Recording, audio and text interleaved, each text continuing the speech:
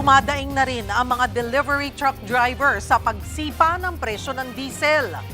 Live mula sa Maynila, nasa frontline ng balitang yan si Ian Suyo. Ian, paano na ngayon ang biyahe ng mga delivery truck driver? Cheryl, alam mo, sa gitna nga ng tuloy-tuloy na pagtaas ng presyo ng gasolina at ng mga produktong petrolyo, talagang bugbog sarado na pati yung mga miyembro ng trucking industry dito sa ating bansa. Kaya nga ang hinihiling nila panibagong pagtaas ng presyo sa kanilang serbisyo. Ayon nga sa Confederation of Truckers Association of the Philippines o CTAP, nahihirapan na silang i-maintain yung kasalukuyang pricing para sa kanilang serbisyo.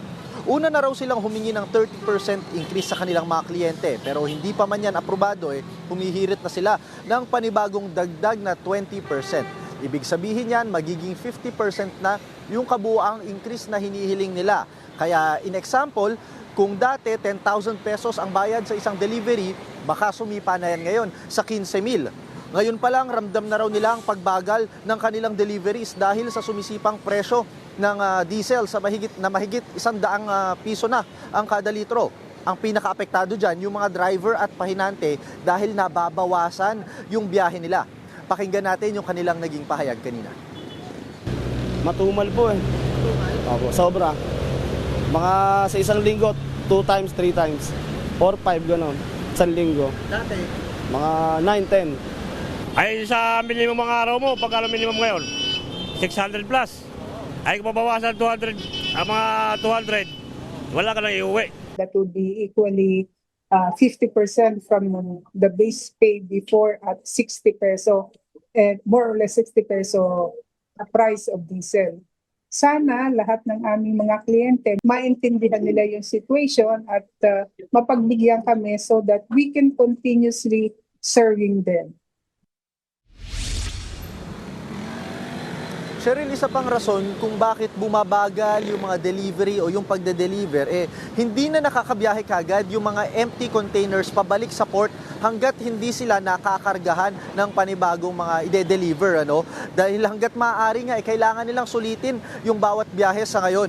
Kaya naman, magiging malaking tulong daw sana kung sususpendihin din yung truck ban na ipinatutupad dito sa Metro Manila pati na rin sa mga karatig na probinsya. Mas mapapaluwag daw kasi nito ang operasyon at biyahe ng mga trucking companies.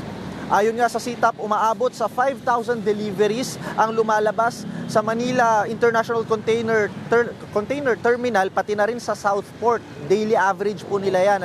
Pero dahil nga sa sitwasyon ngayon, sa gitna ng pagtaas ng presyo ng gasolina, posibleng mabawasan yan at bumaba into 80% na lamang yung kanilang mga maide-deliver.